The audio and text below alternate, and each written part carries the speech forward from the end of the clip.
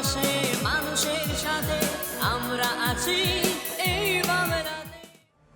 আপনারা দেখছেন সংবাদ শিরোনাম। দেখলেন তো অনেক কিছু, এবার দেখুন নতুন কিছু। রাজ্যের একাধিক জায়গায় লেভেল ক্রসিং থাকা সত্ত্বেও ঘটছে একাধিক বিপত্তি। বড় সড় দুর্ঘটনার কবলে পড়ছে সাধারণ মানুষ থেকে 4 চাকা গাড়ি পর্যন্ত। তবুও হুঁশ ফিরছে না সাধারণ জনতার।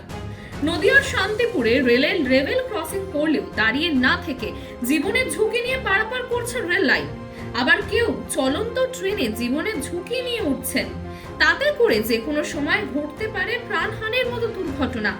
তবে এলাকার বেশ কিছু মানুষ সচেতন থাকলেও তারা জানাচ্ছেন এই ঘটনা নিত্য নৈমিত্তিক। আরপিএফ কে হাজারবার জানিয়েও কোনো রকম পদক্ষেপ নেননি তারা। রেল দফতর যদি সঠিক সময় কাজ করে তাহলে এই সমস্ত ঘটনা ঘটে না। তবে বেশ কিছু মানুষ যারা এখনো পর্যন্ত এই সব নিয়ম না মেনে পারাপার করছেন, তারা ক্যামেরার সামনে কেউ বলেছেন জরুরি কাজ আছে তাই যাচ্ছেন, আবার কেউ বলেছেন প্রতিদিনই এরকম যাতায়াত করেই থাকে, নতুন কি? তবে প্রশ্ন উঠছে, কবে হুঁশ ফিরবে সাধারণ মানুষের, নাকি একের পর এক দুর্ঘটনার কবলে পড়ে সামাজিক দায়বদ্ধতা থেকে নিজেরাই বিমুখ থাকবেন? আজকে রেলের এই যে গেট পড়ার পরে যে আপনারা পারাপার করেন, একাধিক দুর্ঘটনা ঘটেছে, কখনো জীবনের কি মনে হয় না ঝুঁকি নিচ্ছেন আপনারা? সেটা নিচ্ছি না। অন্যায় করছেন? উচিত এটা করা? কি নাম আপনার? চেষ্টা করুন। কানে ফোন নিয়ে তিনি কিন্তু সাইকেল নিয়ে রেলগেটটা কিন্তু পারাপার করছেন। কেন করছেন প্রশ্ন করুন। রেলগেটটা কেন পারাপার করছেন? এখান থেকে তো প্রতিদিনই তো এভাবে যায়। এইভাবে যাবেন, আপনার জীবনের তো একটা ঝুঁকি রয়েছে।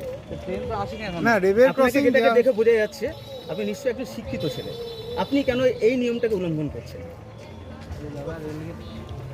রেল যখন সময় মতো রেলের গেট ফেলেছে, তাহলে এটা কোথাও মনে হচ্ছে না আপনার জীবনে আপনি ঝুঁকি নিচ্ছেন? তবুও ভুল স্বীকার করবে, কিন্তু কখনো জীবনের ঝুঁকি ভুলে যাবে।